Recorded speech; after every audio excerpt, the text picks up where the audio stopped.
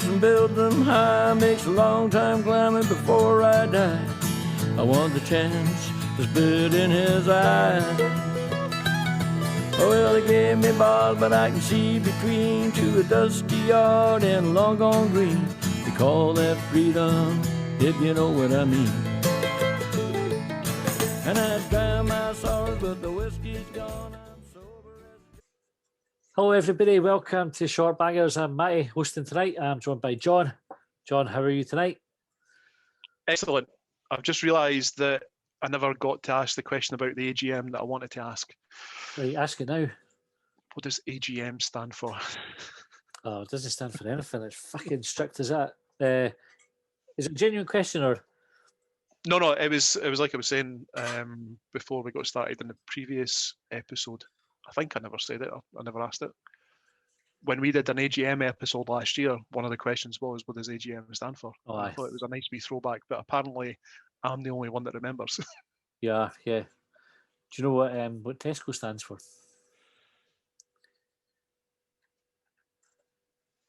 No. That's high quality, low prices every day. Right. Copyright Vic and Bob. Can't be children some of these jokes. Right. So, John, Shortbangers, for anybody who's not listened before, is basically us idiots trying to make sense of some questions that people have sent in.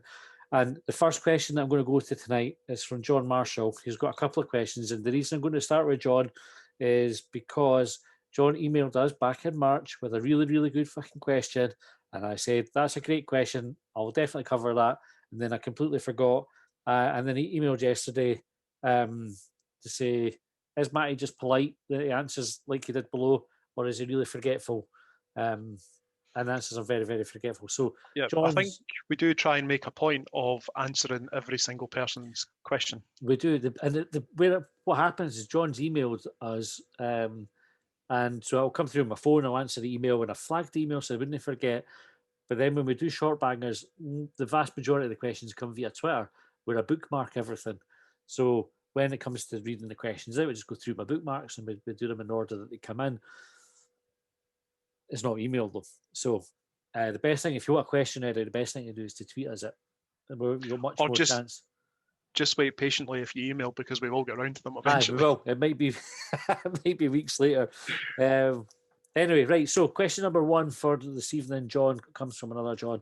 He says, the advances in medical science over the last 20 years have been truly stupendous, from new cancer treatments to the amazingly quick COVID vaccine. So why is there not a pill that within, say, 30 minutes after taking, your blood alcohol metabolizes enough to drive home from the pub sober? That should be easy to invent. So have you heard of a better idea than that before, John? No, it's a better, isn't it? Pill that sobers you up.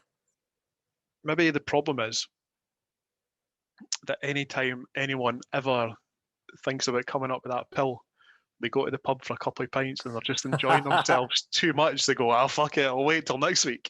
Would you imagine how reckless you could be with a drink if you could just take a tablet? Do you think it would do away with the hangover as well?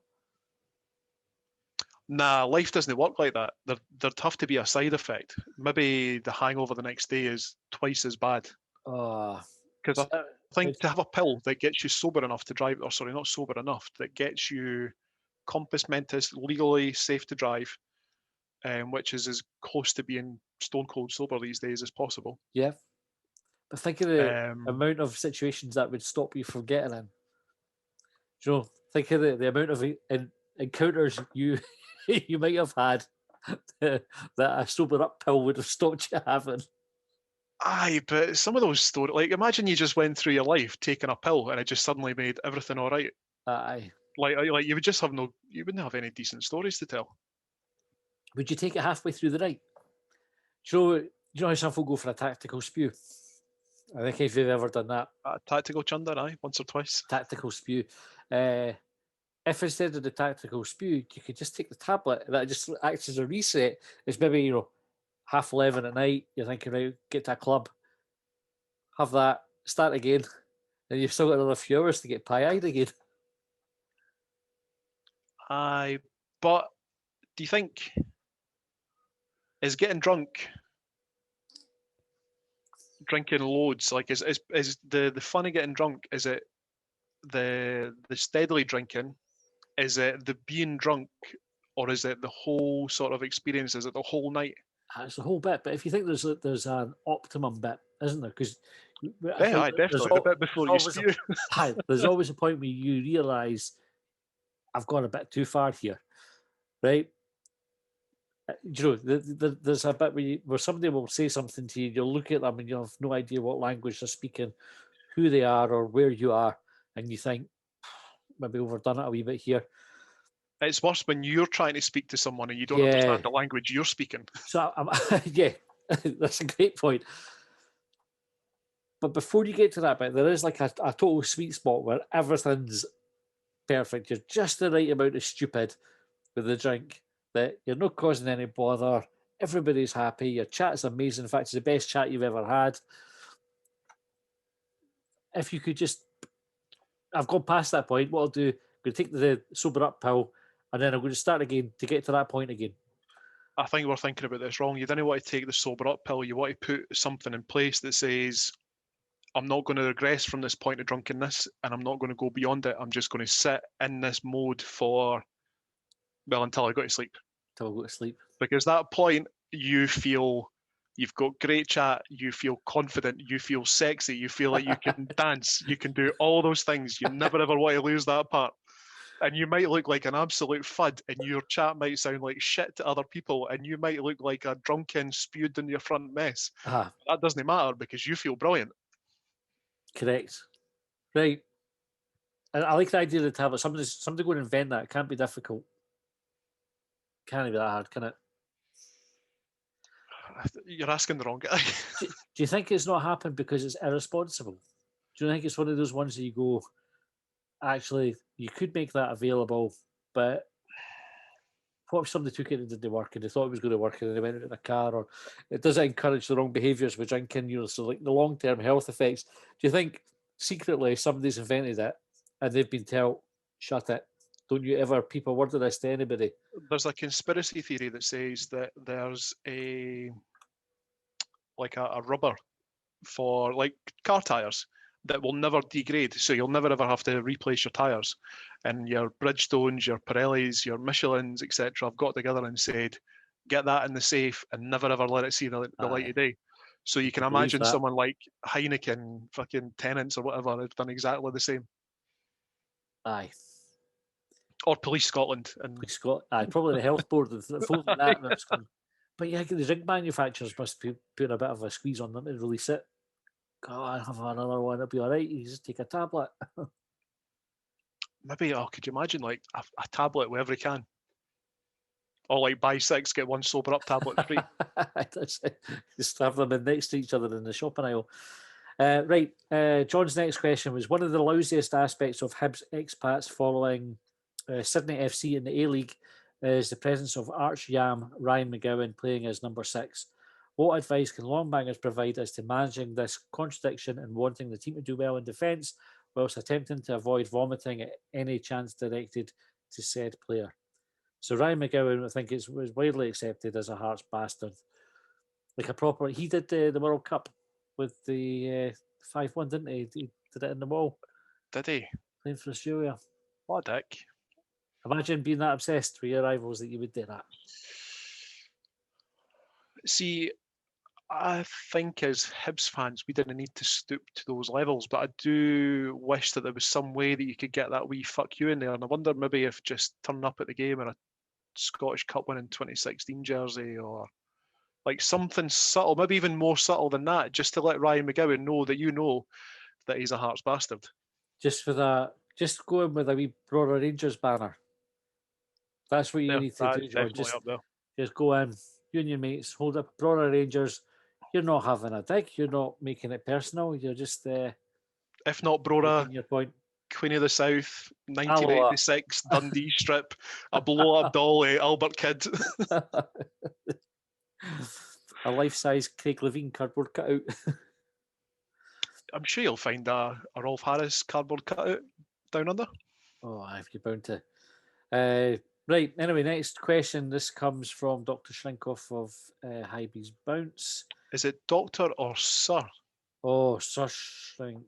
Sir Shrink. I think it's Sir. Yeah, Sir Shrink. Where did I get Doctor from? Who cares? Right. Specky Foster, the plastic whistle player, is married to confirmed flute player and world famous singer Amy MacDonald.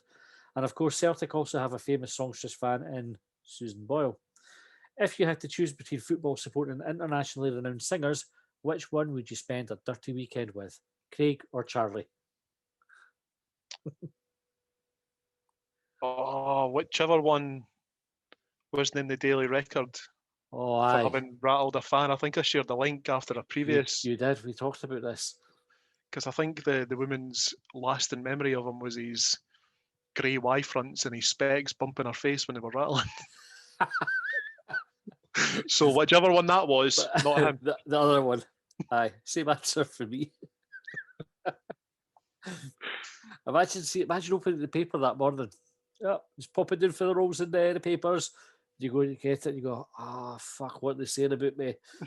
And you go in and you go, oh no, they've mentioned the Y fronts and the specs. And I thought I'd got away with that. And then, like, your pals will have seen that. Imagine the text messages you're getting for your mates that morning. Just imagining that the Aberdonian dripping like a knackered fridge. They specking. Specking. It'd be horrendous. Like, I always think there's loads of things that you wouldn't want to be in the paper for, right? Sure. Well, at the same time as being a Proclaimers groupie. Like, it's no... Well, there's that as well, which obviously can be considered a high point in anybody's life. Shagging career? Aye, no offence to the Proclaimers. I mean, like the Proclaimers and everything. But definitely, like, inadequate shagging stories are not the thing you want to be in the paper for. That's like, there's loads of embarrassing things, but that would definitely be up there as the things that you wouldn't want your friends and family reading about you. Is it worse that he was in the papers? Because I don't think she was talking up his sexual prowess at the same time. So not only was he a shit ride, he was a shit specky ride. Yeah. With terrible underwear. and everybody knows it because it was in the paper. Everybody knows it. I can't mind if we talk. Do you think when they're at it, they give it the maybe just to keep the rhythm going, aye. Right, moving on. William said, is a tortoise without its shell homeless or naked?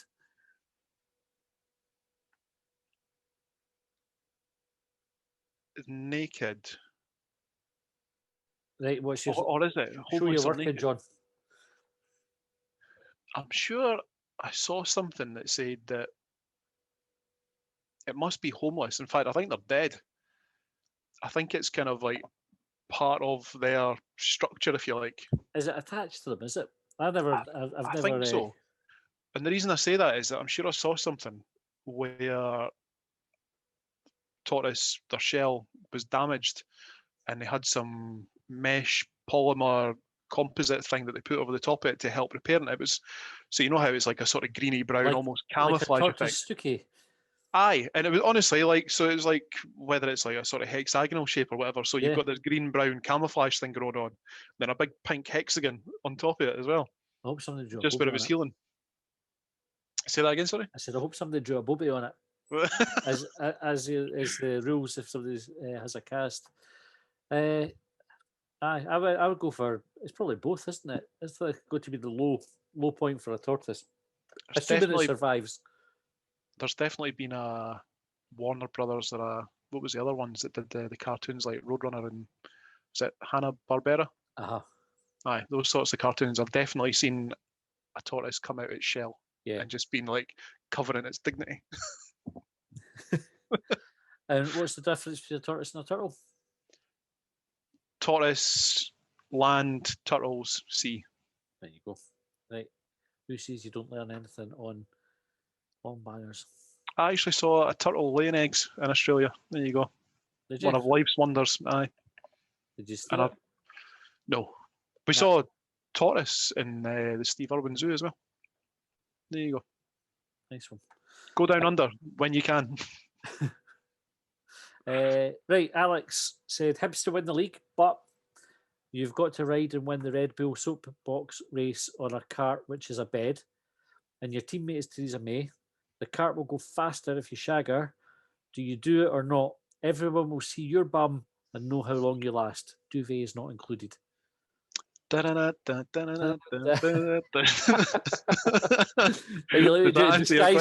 disguise being a thick pair of glasses and some brown Y-fronts. Definitely fancy dress disclaimer. So somebody replied, hold on, I'll open the tweet to give them the credits. JD Hibs says, I'll give her the 5 seconds of my best effort to Hibs win the league. Count me in. And then so Ricky is that a 5-second head start or just a 5-second boost at the end? Ricky then came out and said, I'd give her my worst 5 minutes. Alex, again, who would win between you and John McGinnon and Arseoff? John McGinn, definitely. There's not an arse out there that is better. Yeah. Right, Ladij. So, John, there's context to this, I think. So when we tweeted the last Longbangers, there was a couple of points in it. One of them was, let us know when you've listened to the podcast. Which I think was point number 3. So Ladij has structured his tweet with point number 3. Just before you said, shut the door, you Raj, did you say you're letting the cold in or you're letting the heat out? So I can't remember what we said on the podcast, right? Because generally once we've finished them, they go from my mind completely because there's a lot of stuff that we cover. But if you're telling somebody to shut the door, is it because you're letting the cold in or the heat out? I had this conversation with the wife the other day when we were out with the Doug. He was away sniffing the grass or something. I was inside and I was waiting on them. And I think it was, you're letting the heat out. Right. So you mentioned earlier about being tight. Yep. Maybe on the AGM bit, you said how tight you are. And I think that's an indicator, isn't it? If you're letting the cold in, you're not really bothered about what's going out. You're not losing anything. You're just, okay, it's getting cold. But if you're letting the heat out, you're precious about it. And it's going to cost you more. So that's evidence of your thickness. Not tight, I squeak when I walk. Liam said, if wheels couldn't be circles, what shape would they be?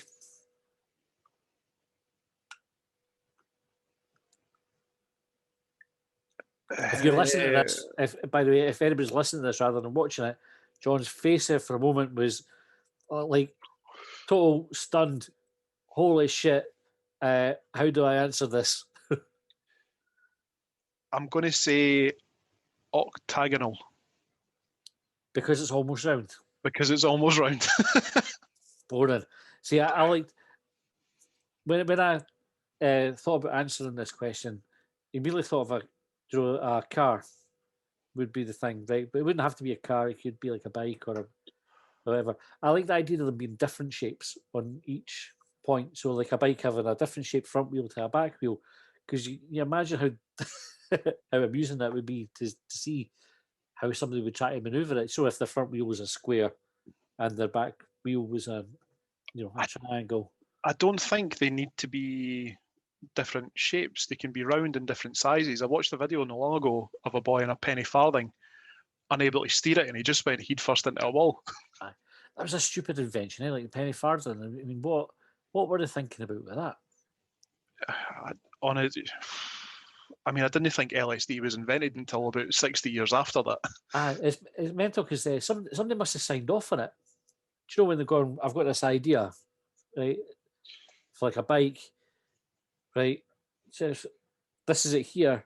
You go, the fuck are you getting up there for a start? And why have you done one massive wheel and one tiny one? What are you hoping to achieve with that? Was it like a unicycle, like an oversized unicycle for shite bags? Like one giant wheel that you sit on with a wee training wheel at the back? A back stabiliser. Aye. I don't know. How would you get stabilisers on a fucking penny farthing anyway? Like if you were going to learn how to do it. It was just, it's stupid. How did you ever get up there? Did you have a ladder to get up it? Or did you climb out your top window? I jumped out parachute onto it. With your Tesco carrier bags. Carrier bags in the back of the car.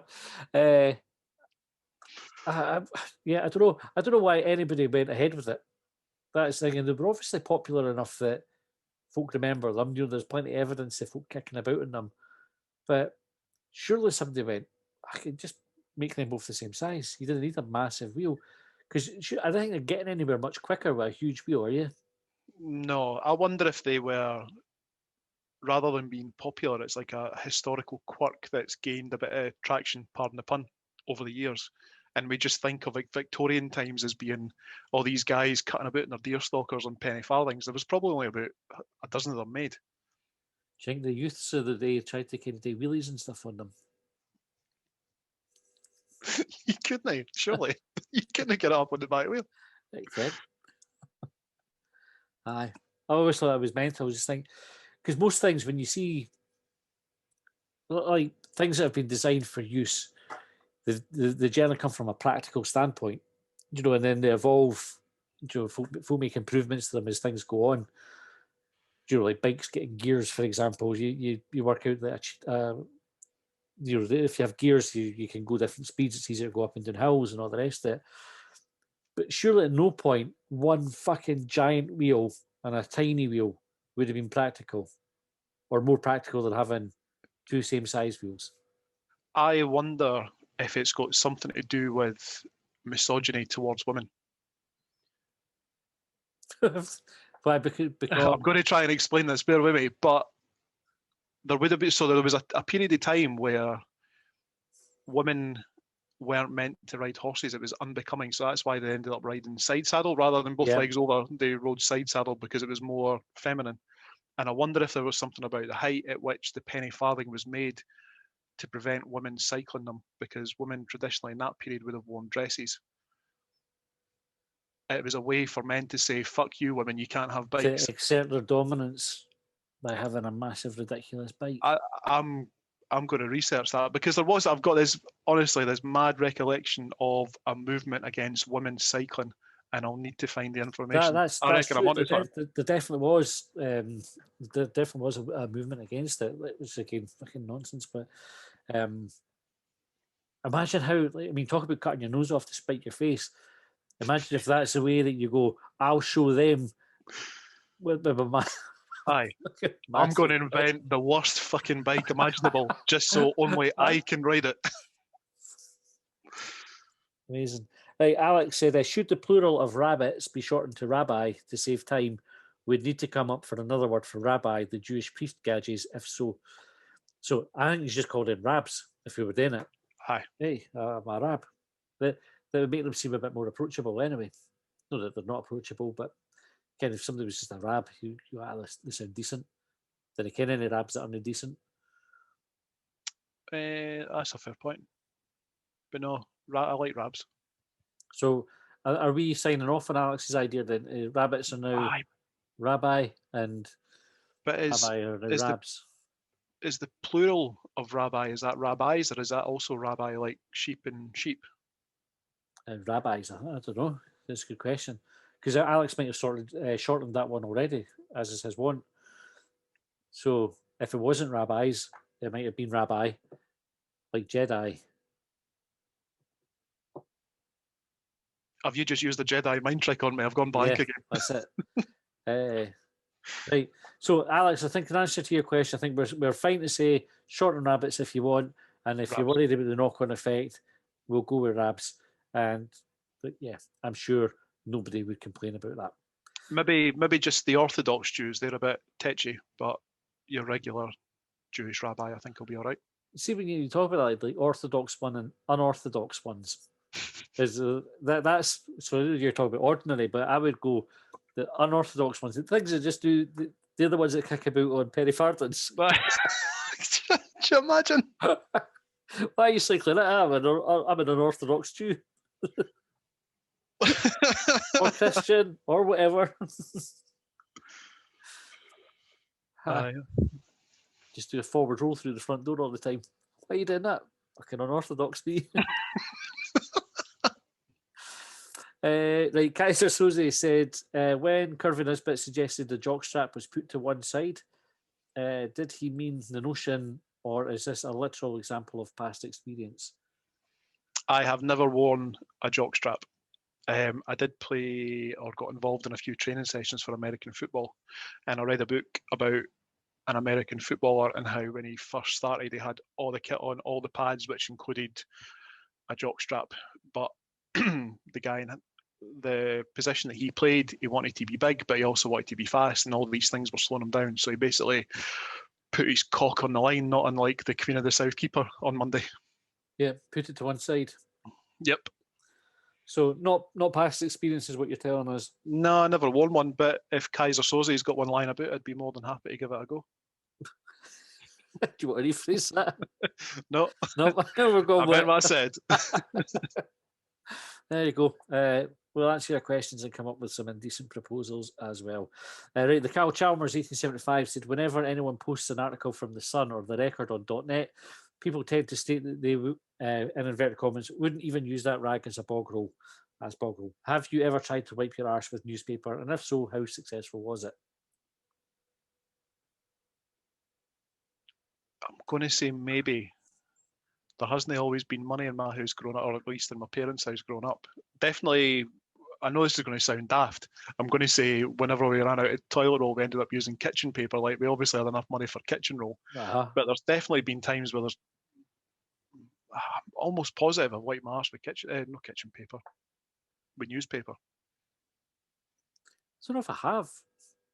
Well, I like the idea of leaving, obviously if you put your hand in, you get newsprint on your hand. And so you could, in theory, have the headlines on your backside. I was just thinking, like a historical Rangers record. 1, Hibs 2, if someone was to have a look. Just nobody would see it. That's the thing, unless you started mooning folk. But I don't think it'd make particularly good bog roll newspaper. No, it's missing a certain amount of traction. Yeah, it would be quite smeary, I think. And have you ever wiped your bum and then realised later on that you've maybe not got 100% of it? There's just like a little bit left over, and it feels like there's an entire jobby still sitting there sometimes. Were you describing the never-ending wipe? Aye. So I'd imagine newspaper ink is probably going to have a similar quality in the way that it's going to bunch up, it's going to get caught up in your bum hairs, all sorts. Just didn't do it. No. Didn't do it. Just, you'd be better off not wiping or just jumping in your bidet or something if you've got one. Like, who doesn't? Have you ever used one? You ever used a bidet? Yeah. I was really thirsty. I have been in hotels with them before. I don't think I've ever been in a hotel that's got one, and I've certainly never used one. Was it all right? Was it good? Was it enjoyable? Yeah, like it. I mean, it's just like splashing water in your arse, isn't it? Like, it's not. See, when you wipe afterwards, do you wipe with a towel or do you still wipe with bog roll? Bog roll. I didn't think that was what was there. I can't think of any instance, especially in a hotel, where you would use a towel to wipe your backside, because there's a risk there, isn't there? Well, like the bidet, I can understand the need or why people would choose to use or have a bidet rather than use toilet roll, but it's no foolproof, is it? No, it's both, because you would still have to wipe. Like, the bidet wouldn't. It's not like an all-in-one cleaning system. Doesn't it give you the security of the 3-clean wiper? Yeah. Yeah. Do you get back on the toilet after the bidet to wipe your bum, or do you wipe your bum while you're on the bidet? Back in the toilet. So you need to get out of the paper. Back on the toilet? Aye. Dripping. Drippy shuffle. Do you just sort of like clench your cheeks as you stand up and like move over? Aye. Why did they make it soapy water? That would be better for it. If it's got to do soapy water. If you get the wrong pressure there, though, that could quickly become an enema. Yeah. And that'll guarantee a clean wiper. This is true. Right, Ron Burgundy said, which of these haircuts is the best? And we've got, this doesn't really work on if you're watching it. So we've got Anne Budge's style. We have Mini Chewbacca, Jobbie Nielsen. We have Big Chewbacca, Captain Caveman, Stephen Presley. And, what was his name again? Austin McPhee. Austin McPhee. His is the worst, isn't it? McPhee's. Aye. There's a certain group of people that should have long rocker style hair, and it's generally people that play guitar and Yeah. are in bands. Austin McFeeling's like, have you seen Poltergeist? I can't remember if it's Poltergeist 1 or Poltergeist 2, with the guy called Kane, who's like an old kind of creepy pastor type. Oh, I've not seen Poltergeist for years and years. I genuinely saw it when I was about 6 or 7. No, I can't remember if it's... So, funny thing, the Poltergeist is a horror film. This is one of the ones I remember watching as a kid. You were saying there you'd never watched it since you were 6 or 7? Yep. This is the Poltergeist Kane. Oh, actually, it doesn't look that much like him. I thought his hair was longer. Oh, it's quite long in this picture there. I don't know if you can... No, yeah. It looks like him. Yeah. Wow. Kane. It looks like Austin McPhee if Austin McPhee was to be surprised by a Hearts win. Shit. The Poltergeist. I watched that as a kid, but I also remember as a kid watching The Omen. Don't know if you've ever seen The Omen? Salem's Lot. I don't remember Salem's Lot. No, the Nightmare on Elm Street films. Halloween. Do you know, The Omen had that much of an impact on me that any time I walk past a church now, I'm always looking for a big spike falling from the sky. Yeah. The Omen was a scary film. Salem's Lot was quite scary as well. But I remember we watched it, I think, twice about watching them as a kid. And obviously as a parent now, I wouldn't have been showing my kids those films. Definitely not. Nightmare on Elm Street, you must have seen them when you were young. Oh, aye. Yeah. Nightmare on Elm Street and the Lost Boys. Lost Boys is pretty tame, to be fair, but watched that, when I was younger than I should have been watching it. I think it was different days. Like even things like Platoon and Commando and like war films and stuff like that, Terminator, and I watched all of them. It's funny, yeah. Changed days. Because definitely. And look at us, we turned out normal. Aye, we're all right. Didn't do us any harm. The same with video games. Video games started getting bad rap, and they came in. Remember Mortal Kombat? Yep. I remember Mortal Kombat when it first came out on the Mega Drive and getting the blood cheat for it. Yep. So yeah, you had the blood cheat, but it was in the news. There was, in fact, it got brought up in Congress in America whether or not it should be banned because it was so graphic, and they thought it was going to, corrupt kids. And like you say, like I grew up with all that stuff. There was a game on the Commodore 64 called Barbarian. Don't know if you ever played that, and it was essentially like Conan the Barbarian, the Schwarzenegger movie. That was essentially the character that you were in. You had a sword fight. Shit, yeah. And I forgot about that. You could behead your opponent, and when you did that, a wee lizard type character came along and booted the head across the screen and then dragged the body away.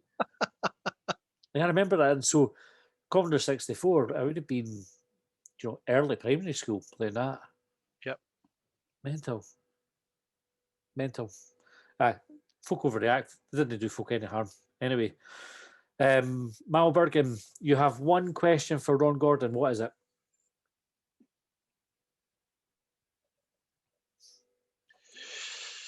Andrex triple ply in the men's and women's bathrooms, yes or no?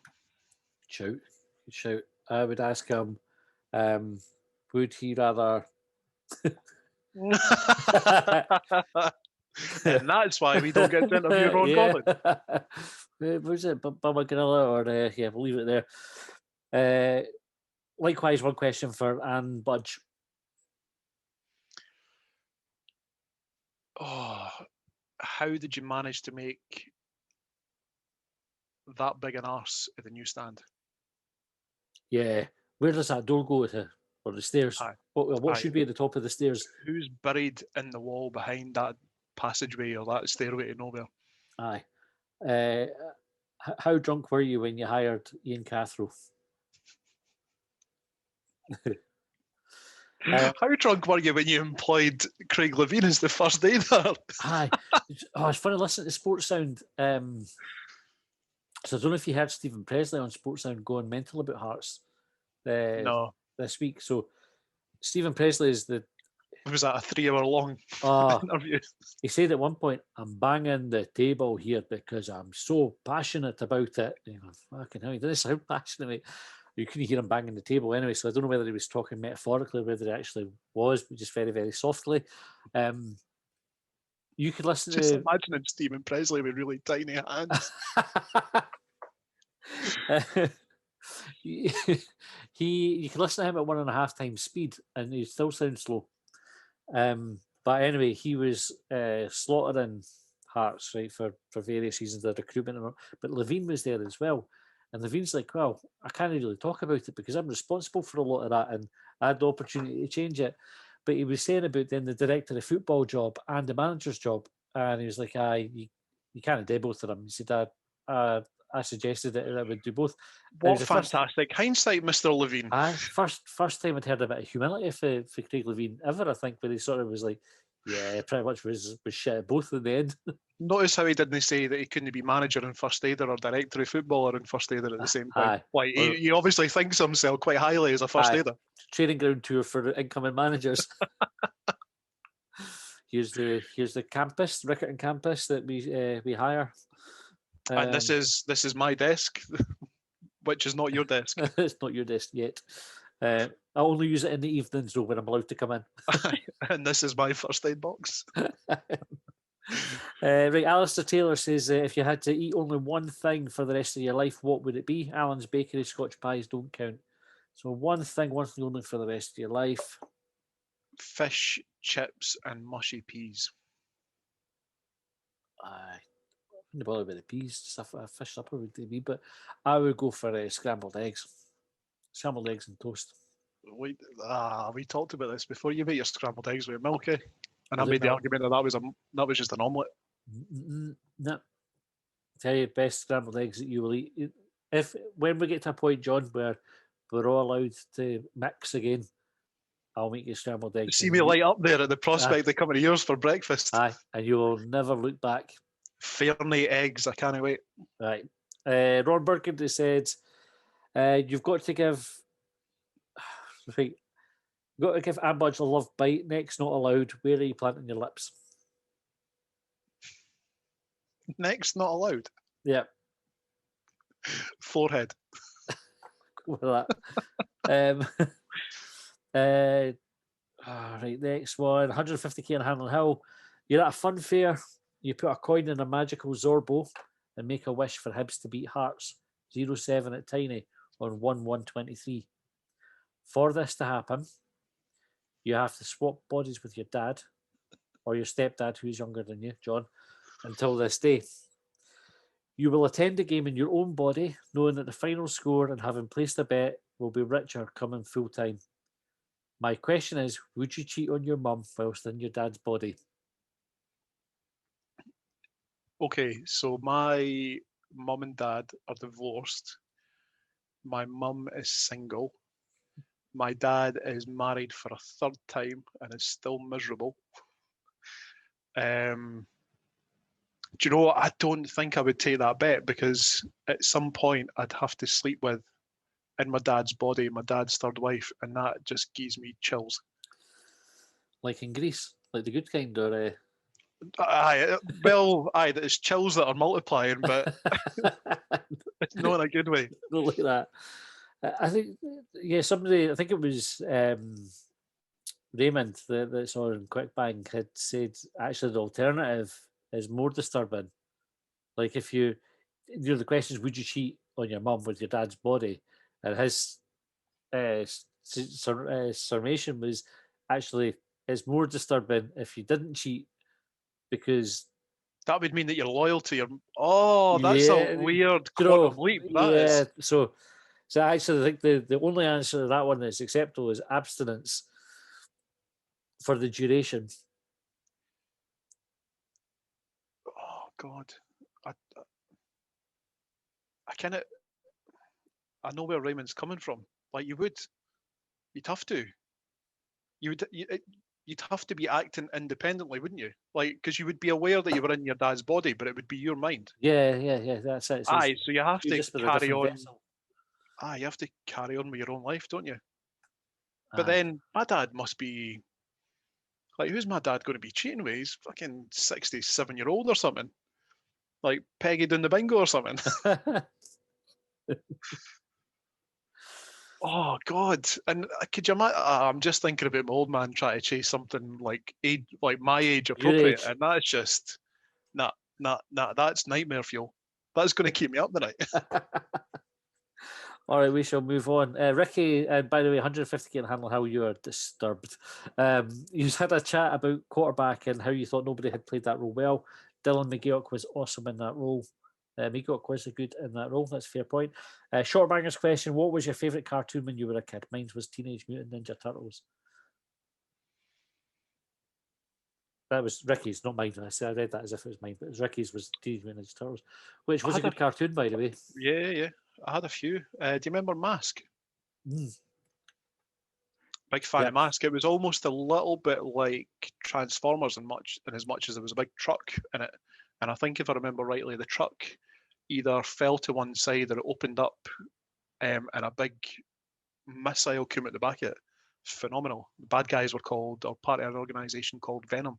Yeah. Brilliant. Loved that. Aye. I'll tell you a funny story. So, like I said before, mum and dad have gone their separate ways, families all over the place. Most people didn't speak to each other.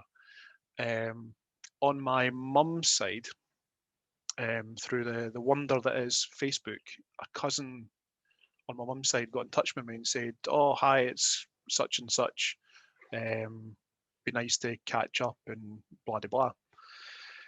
And I removed them from Facebook quite quickly afterwards, because I remembered that the last time I'd seen him, and it had genuinely been must have been about 30 years prior at that point. I was round at my mum's for Christmas, and he had his Mask toys, and I wanted to play with them, and he wouldn't let me. You held on to that. And I held on to that. I got him off of Facebook. I was like, "No, fuck you, you dick. I wanted to play with those toys." I never had so my pal Darren, when it was wee, had Mask and Action Force and all these type of toys, A-Team toys stuff. My parents were totally against the glorification of violence, so I wasn't allowed like toy guns and things that you would normally kind of like. I said normally, but kids kick about with things. So even like watching the A-Team and stuff like that, I'd watch it at Darren's because my dad was like, turn that shit off. So occasionally we see it Knight Rider and stuff because it was like, how is any problem solved in these films? And it was with violence, and it was like, well, that's not what real life is like. They want to be solving everything with violence. You need to have better solutions than that. So never. I remember my granddad gave us money for Christmas when you're like a fiver or whatever, taking it to John Menzies and buying the A-Team reaction figures and getting grief for it, getting grief for having them because it was like, well, A, the A-Team shite, which it wasn't shite. A-Team was brilliant when you were wee, but B, it was glorifying violence. It was so they won very pacifist family. Do you know? By the way, that I actually have got a lot of time for that point of view. I'm just curious that they weren't keen on you watching the A-Team, but they were all right with Conan the Barbarian on the Commodore 64. Swords are okay, but guns are not. There's funny things because there's loads of contradictions like that when you go through. Because even watching, like, I mean, one of the things I take from my parents was culturally they're really on the ball, like in terms of having like a wide and eclectic mix of tastes for movies, music, literature, all that kind of thing. That's what was brought up with. Like, so you were exposed to loads of things like that. Like, if it was like art in inverted commas, but you watch some shite against some movies that were, like war movies that were just nonsense and that kind of thing. You would watch it, but the contradiction was if it was like a Glenn A. Larson thing, like Knight Rider or fucking A-Team, that was just dismissed altogether. So there is a kind of beautiful contradiction in that. If it was proper hardcore and done in an arty way, it was fine. If it was fucking tipping like the Dukes of Hazzard or something, so I love the Dukes of Hazzard. So if it was like gratuitous violence, that was it. It was off the table. Aye. But if it was done in a tasteful way, it was all right. Aye, or like Die Hard, for example. Die Hard, watch that. Loads when it came out. Absolutely fine. yippee-ki-yay, motherfucker. Doesn't even matter about the bad language. You get it.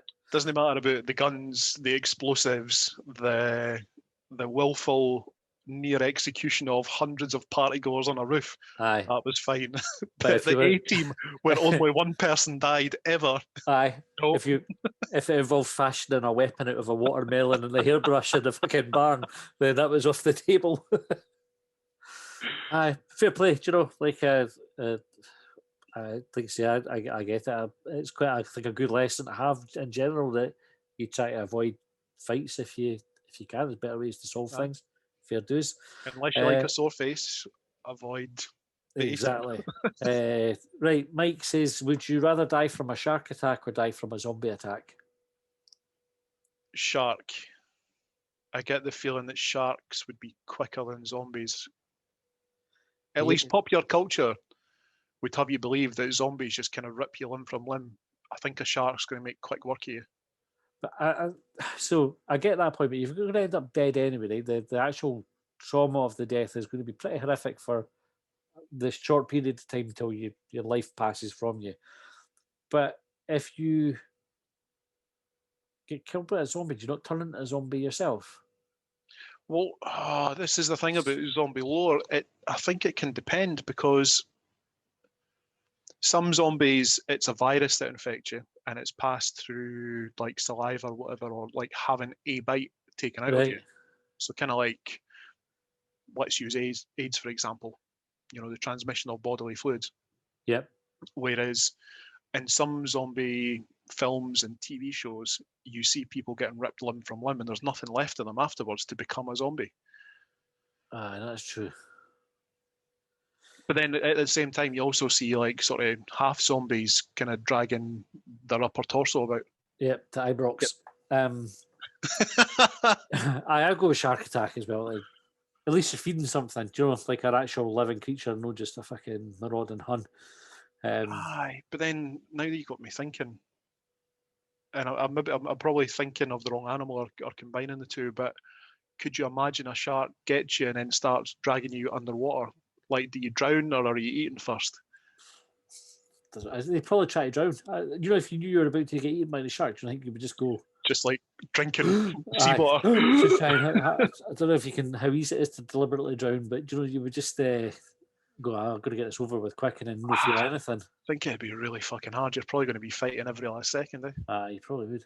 Apparently, if you punch a shark on the nose, I don't know whether that's true or not. That's what dolphins. I wouldn't do it, obviously, as a pacifist. You know, I would just try to ease it. I'm surprised you even know that that's a thing. Excuse me, Mr. Shark, would you mind not doing that? That's my lower half you have there. I'm going to need that to swim out of the sea. I see you've been watching the A-Team. Right, next question. Would you, again from Mike, would you rather have sex with a hideously ugly person or a beautiful fresh corpse? Oh, I would go with a living person every time. Aye. Every time. What sort of question's that? Mike, come on. Mike, you and 150k on Hanlon Hill need to have a wee conversation, I think. Kaiser Soze Griffiths back to Hibs, yes or no? He's not going to thank me for it, but no. That's a big yes for me. Oh, fuck, right, John, you know how I talked about forgetting things earlier on? Aye. Right. What did you forget? Did I forget to remind you as well? No. So I'll read this question from Kaiser Soze first, but there's another question about the AGM that I said, that's a really good question. I'll ask that when we do the AGM bit. And now we're doing this, I realise I've not answered that. So we will cover it here. I'm a fucking idiot. Right, why is lip skin different to normal skin? Says Kaiser Soze.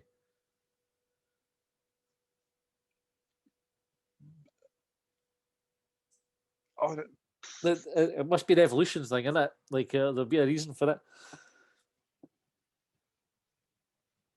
So you can see what you're kissing. Going to have to do with, I'm going to say it's got something to do with flexibility for the ability to form sounds and things, and musculature and how it covers them. Aye, let's go with that. And also because your mouth is the only thing that speaks. It doesn't. That colour of skin doesn't exist anywhere else in your body. Aye. Right, the words. So this is the question. So he's framed it twice. Sensible question. I did not appreciate the second framing of the question. I liked it. So sensible question for once. Following on from the AGM, how do Hibs grow the club without losing the notion that it's a community in a way that is sustainable and doesn't mean you lose your identity and just become another corporate blob? For example, Leicester, Lesta, like Leicester. And then, or to put it in terms that Curvin Nisbet could get his head around, does Big Telly's, Llama Burgers, and the official Hibs South American corporate experience attract your average Hibs diehard who can remember Pish running down the East Terrace? So basically, with all the stuff that Hibs are aiming to do and grow the club and make it, more commercially viable, how do you do all that without alienating the core support who have been going forever? And it's a really, really good fucking question. But I think, without having the benefit of time to think about this, I'm going to say that Hibs are Hibs are Hibs. Hibs will always be Hibs. And Hibs have continued to change and evolve over, the last 50 odd years, with people pishing down your leg on the terraces through, the East Terrace, where it's pillars blocking everyone's view and being beautiful and being a beautiful atmosphere, but being an absolute, it was a beautiful shithole. I loved the East Terrace. But the football ground now is modern and it's cracking and it's a wonderful spectacle. I think the way that Hibs continue to grow without losing that identity of community is for the community that makes Hibs what it is to invest in the vision. Aye. Be a part of it. Don't think back. Don't hark back and hold on to a bygone era. Stick with it. Stay, because we are still Hibs. Aye. I think there's definitely a way to do, and this is where I think when we're talking on the AGM one, but I was saying, like, if I was doing a blueprint for Hibs, and be more or less on the same page, right? I'll know exactly the same because I'm not as clever as the folk who are doing the blueprint for Hibs now. But those things, so the community aspect and recognising how important it is to have a strong connection between the club and the fans, which I think Hibs definitely get that at the moment. They know without that connection, nothing matters. Like you can't grow the rest of the club, because if it's corporate and soulless, that doesn't work for anybody, because that's not sellable. You need it to be relatable to the fans, but that's about getting folk into the. So get the fans into the stadium. You do things like this sounds daft, but like Lewis Stevenson coming to Longbangers, for example, but it's talking a couple of ordinary fans talking to a player to share with other ordinary fans. Like, that's like we're no corporate in any fucking by any stretch of the imagination. But when we have a chat with Lewis, it's just human. It's just us bantering, things like that, where people can relate to the players, or get folk up to the training centre, or get them into Easter Road when there's no match day, so they get to see the workings, or things like the community foundation. All those sort of things help keep that connection going with the folk who might otherwise be left behind. And you also have to make it cheap enough for everybody to go, which is the other thing, is you don't get so bought into making money that it only becomes affordable for those with masses of disposable income. You have to get that balance right as well. So there's loads of things that you can do to grow the club. And what you do is, rather than alienate the core support, you grow it. So you get more of the people who are, for the spit and dust era, the member pissing around in the terraces, whatever. You get more of these people into the ground, and it becomes more a community thing. That's how I think you do it. Yeah. That's aye. That was the last question anyway. Sorry for not covering that on the AGM one as I promised I would. Again, I'm a fucking idiot. This is a forgetful idiot, and this is what happens. But anyway, you're pleasant and you've got a nice voice. Thanks. Not as nice as yours, apparently, John, based on the feedback that we've had. People, I am a fan to all genders and orientations, apparently. Yeah, what a boy. What a boy for us. I have a face for radio. Me too. My voice is nice, though. Right, where are we? So we are playing Rangers on Sunday. We'll be back with Quick Bang shortly after full time on Sunday. On Monday, we do have a very special guest coming on, Keith Wright. So that's the announcement. I noticed Keith is going to be on the Edinburgh Football Podcast with David Tanner et al. This week. So we'll have him after that on Monday. So John, we'll have to up our game and make sure we're at least on a par with that. Just ask him if he watched what his favourite cartoon was when he was wee. Okay, here's a list of questions, right? You've got your dad's body and and a dog with a human head. So we've got that, and then actually the Monday after we've got another more recent cup winning legend joining us for an episode as well. So we'll look forward to that. Thanks for watching and listening. Dry County line, I pledged upon. Well, they trailed me down when I broke free. I drank all the whiskey in Tennessee. I don't drink water, no